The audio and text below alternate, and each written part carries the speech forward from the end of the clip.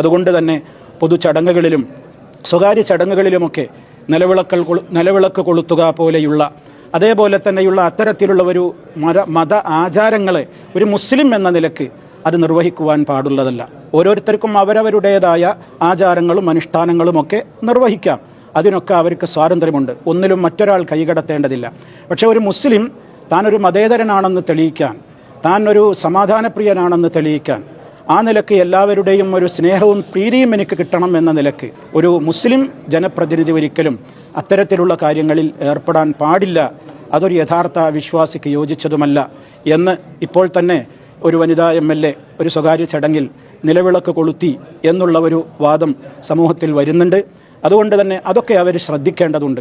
ജിന്നി വിഭാഗം നേതാവ് ഹുസൈൻ സലഫിയാണ് ഫാത്തിമ തഹ്ലിയക്ക് ഉപദേശവുമായി വന്നിട്ടുള്ളത്. നല്ല കാര്യം. ഈ വിഷയത്തിലൊന്നും മുസ്ലിങ്ങൾക്കിടയിൽ അഭിപ്രായ വ്യത്യാസമില്ലാത്ത ഒരു വിഷയമാണ്. അതായത് നിലവിളക്ക് കൊളുത്തി ഉദ്ഘാടനം ചെയ്യുന്നത് തെറ്റാണ് എന്നത് തന്നെയാണ് എല്ലാവരുടെയും വീക്ഷണം.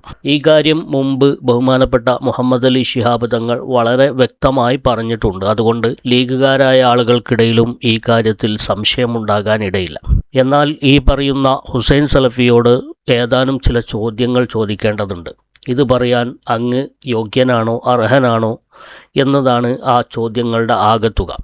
അതിൽ ഒന്നാമത്തെ ചോദ്യം, കേരളത്തിലെ മുസ്ലിങ്ങൾ മുഴുവൻ മുശ്രിക്കുകളാണ് എന്നും, അതായത് സുന്നികൾ ആണല്ലോ 90-95% അവരെല്ലാം മുശ്രിക്കുകളാണ്, അവരുടെ പള്ളികളിലെ ഖതീബുമാർ പൂജാരികളാണ് എന്നൊക്കെ ആണ് നിങ്ങളുടെ വിശ്വാസം എന്ന് നിങ്ങൾ പല തവണ തെളിയിച്ചതാണ്. അത് പൊതുവായ വേദികളിൽ നിങ്ങൾ പ്രസംഗിച്ചതും നിങ്ങൾ ആ വിശ്വാസം വെച്ച് പുലർത്തുന്നവരുമാണ്. പിന്നെ ഈ ഫാത്തിമ തഹ്ലിയ മാത്രം എങ്ങനെയാണ് തെറ്റുകാരാകുന്നത്? അപ്പോൾ നിങ്ങളുടെ വിശ്വാസത്തിൽ നിങ്ങൾ കാപഢ്യം വെച്ച് പുലർത്തുന്നുണ്ടോ എന്നാണ് ഒന്നാമത്തെ ചോദ്യം. ചോദ്യം നമ്പർ 2, വിശ്വാസികൾക്കെതിരെ അവർ നടത്തുന്ന ഇസ്തിഗാസക്കെതിരെ, അതായത് മഹാന്മാരോട് സഹായം തേടലിനെതിരെയാണ് നിങ്ങളത് ശിർക്കും കുഫറുമൊക്കെയാണ് എന്ന് പറഞ്ഞ് കവലാന്തരം പ്രസംഗം നടത്തുന്നത്. അവർ നടത്തുന്ന ഇസ്തിഗാസ, മഹാന്മാരോട് സഹായം തേടുന്നത് ഷിർക്കാണ് എന്ന് തെളിയിക്കുന്ന ഒരൊറ്റ വരി പോലും വിശുദ്ധ ഖുർആനിലോ ഹദീസിലോ ഇല്ല എന്നിരിക്കെ, അത് നിങ്ങൾക്ക് ഇതുവരെ തെളിയിക്കാൻ സാധിച്ചിട്ടില്ല എന്നിരിക്കെ, യഥാർത്ഥത്തിൽ കുഫറിലേക്കും ഷിർക്കിലേക്കും ഒക്കെ നയിക്കുന്ന ഈ നിലവിളക്ക് പോലത്തെ കാര്യങ്ങൾക്കെതിരെ നിങ്ങളുടെ മുജാഹിദ് പ്രസംഗിയന്മാർ എവിടെയെങ്കിലും വേദി കെട്ടി പ്രസംഗിക്കാൻ തയ്യാറാകുമോ എന്നതാണ് രണ്ടാമത്തെ ചോദ്യം. ചോദ്യം നമ്പർ 3, ഈ കാണുന്നത് ഒരു മുജാഹിദ് പണ്ഡിതൻ നിലവിളക്ക് കൊളുത്തി ഉദ്ഘാടനം ചെയ്യുന്നതാണ്. ഇതിനെതിരെ നിങ്ങളുടെ സംഘടന എന്തു നടപടിയാണ് സ്വീകരിച്ചത്?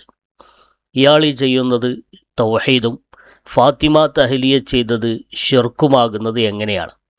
മുജാഹിദ് പണ്ഡിതന് ആദർശബോധം ഇത്രത്തോളം അധപ്പതിച്ചു പോയതിൻ്റെ ഉത്തരവാദി ആരാണ്? പിടിച്ചതിനേക്കാൾ വലിയത് മടയിൽ വെച്ചുകൊണ്ട് ഫാത്തിമ തഹ്ലിയയെ വിമർശിക്കാൻ നിങ്ങൾക്ക് എന്ത് ധാർമ്മികമായ അർഹതയാണുള്ളത്?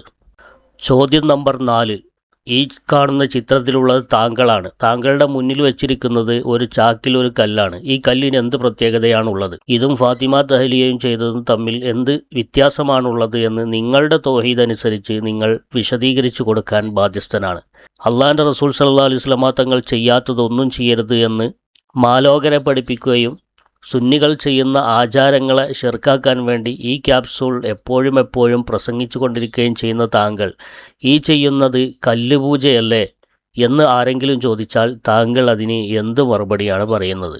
ചോദ്യം നമ്പർ 5, ചിത്രത്തിൽ കാണുന്നത് മുജാഹിദ് സമ്മേളനത്തിന് പന്തലിൻ്റെ കാൽനാട്ടൽ കർമ്മമാണ്. ഇങ്ങനെ ഒരു കർമ്മം നബി സല്ലല്ലാഹു അലൈഹി വസല്ലമ തങ്ങളോ സ്വഹാബത്തോ എവിടെയെങ്കിലും ചെയ്തതായി രേഖാമൂലം പ്രാമാണികമായ തെളിവുകൾ സഹിതം സമർത്ഥിക്കാൻ നിങ്ങൾക്ക് സാധിക്കുമോ? ഇല്ലാത്ത പക്ഷം ഈയൊരു ബിദഅത്ത് നിങ്ങളുടെ തൗഹീദ് അനുസരിച്ച്, തിയറി അനുസരിച്ചുള്ള ഈയൊരു ബിദഅത്ത് എവിടെ നിന്ന് കടന്നു വന്നതാണ്? അത് ഹൈന്ദവ ആചാരത്തിൽ നിന്നാണോ, ക്രൈസ്തവ ആചാരത്തിൽ നിന്നാണോ, ജൂത ആചാരത്തിൽ നിന്നാണോ ഇത് കടന്നു വന്നത് എന്ന് നിങ്ങളുടെ തൗഹീദ് അനുസരിച്ച് നിങ്ങൾ വിശദീകരിച്ചു കൊടുക്കാൻ ബാധ്യസ്ഥനല്ലേ? ചോദ്യം നമ്പർ 6, ഇത് മുജാഹിദ് സ്റ്റുഡൻറ് മൂവ്മെൻറ്റ് നടത്തിയ ഒരു പ്രതിഷേധ പ്രകടനമാണ്. ഇതിൽ നടക്കുന്നത് ഒരു തെരുവ് നാടകമാണ്. ഈ തെരുവ് നാടകം ഏത് പ്രവാചകരാണ് പഠിപ്പിച്ചത്? ഏതെങ്കിലും സ്വഹാബികൾ ഇങ്ങനെ തെരുവ് നാടകം നടത്തിയതായി തെളിവുണ്ടോ? ഇല്ലാത്ത പക്ഷം ഈ ആചാരം ആരിൽ നിന്ന് കടമെടുത്തതാണ്? ഇത് ഏത് മതത്തിൻ്റെ ആചാരമാണ്? ഏത് തെളിവിൻ്റെ അടിസ്ഥാനത്തിലാണ് നിങ്ങൾ ഇങ്ങനെ പ്രബോധനം ചെയ്യുന്നത്. ഇത് കടുത്ത ബിദഅത്തും നിങ്ങളുടെ ഭാഷയിൽ പറഞ്ഞാൽ കുഫറുമല്ലേ? ഇതിനുള്ള മറുപടി താങ്കളിൽ നിന്നും പ്രതീക്ഷിക്കുന്നു. ചോദ്യം നമ്പർ 7. ചിത്രത്തിൽ കാണുന്നത് മുജാഹിദ് പ്രവർത്തകരെയാണ്. അവർ ഒരു കല്ലിന് മുന്നിൽ നിന്ന് പ്രാർത്ഥിക്കുന്നതാണ്. ഇത് ഖബറിന് മുന്നിലല്ല, ഇത് തറക്കല്ലിന് മുന്നിലാണ് പ്രാർത്ഥിക്കുന്നത്. ഈ പ്രാർത്ഥന ആരാണ് പഠിപ്പിച്ചത്? മഹാന്മാരുടെ മക്ബറകൾക്കരികിൽ പ്രാർത്ഥനകൾക്ക് ഇജാബത്തുണ്ട് എന്ന് ധാരാളം പണ്ഡിതന്മാർ രേഖപ്പെടുത്തി വച്ചിട്ടുണ്ട് എന്നിരിക്കെ അതൊക്കെ ഷിർക്കാണെന്ന് പറയുന്ന, അതൊക്കെ ബിദഅത്താണ് എന്ന് പറയുന്ന നിങ്ങളുടെ തിയറി അനുസരിച്ച് ഇത് തറക്കല്ല് പൂജയല്ലേ? ഇത് തറക്കല്ല് പൂജയല്ലേ? ഈ തറക്കല്ല് പൂജ ഏത് സ്വഹാബിയാണ് ചെയ്തത്? ഏത് താബിയാണ് ഇതിന് അംഗീകാരം നൽകിയത്? ആരാണ് ഈ ഒരു ആചാരം കേരളത്തിൽ കൊണ്ടുവന്നത്? ഇതിൻ്റെ മുന്നിൽ പ്രാർത്ഥിക്കുന്നതിന് പ്രത്യേക പുണ്യമുണ്ടോ? ഈ പ്രാർത്ഥന കൊണ്ട് എന്താണ് നിങ്ങൾ സമൂഹത്തിന് നൽകുന്ന സന്ദേശം? ഇത് ഏത് മതത്തിൻ്റെ ആചാരമാണ്? പറയാൻ നിങ്ങൾ ബാധ്യസ്ഥനല്ലേ? ചോദ്യം നമ്പർ 8. ഹൈന്ദവ ആചാരങ്ങൾക്ക് നടുവിൽ, അവരുടെ അഭ്യൂഹങ്ങൾക്കും ഐതിഹ്യങ്ങൾക്കും നടുവിൽ മുജാഹിദ് നേതാവ് സ്വീകരിക്കപ്പെടുന്ന ആ രംഗമാണ് കാണുന്നത്. ആ പരിപാടിയിൽ സംബന്ധിക്കുകയും അവർക്ക് ആശംസ അറിയിക്കുകയും അവിടെ സ്വീകരണം ഏറ്റുവാങ്ങുകയും ചെയ്യുന്ന ചിത്രമാണ് കാണുന്നത്. ഇത് തൗഹീദിനെതിരല്ലെങ്കിൽ പിന്നെ ഏതാണ് നിങ്ങൾ പഠിപ്പിക്കുന്ന തൗഹീദ്? ഇതിനെതിരെ ഒരു വാക്കെങ്കിലും നിങ്ങൾ ഉരുവിട്ടതായി എവിടെ നിന്നെങ്കിലും എത്തിച്ചു തരാൻ സാധിക്കുമോ? ഇതല്ലേ തൗഹീദിനെതിരായ പ്രവൃത്തി? ഇതൊക്കെ ചെയ്യുന്ന നിങ്ങൾക്ക് ഫാത്തിമ തഹ്ലിയയെ വിമർശിക്കാൻ എന്ത് ധാർമ്മികമായ അർഹതയാണുള്ളത്? ചോദ്യം നമ്പർ 9. ചിത്രത്തിൽ കാണുന്നത് സലഫി ഫെസ്റ്റാണ്. അതിൽ വേഷമണിഞ്ഞിരിക്കുന്നത് പരശുരാമൻ്റെ വേഷമാണ്. ഐതിഹ്യത്തിന് വേഷം കെട്ടുന്ന മുജാഹിദ് കുട്ടികളെ ഈ രൂപത്തിൽ കോലം കെട്ടിക്കുന്നത് ഏത് തൗഹീദാണ്?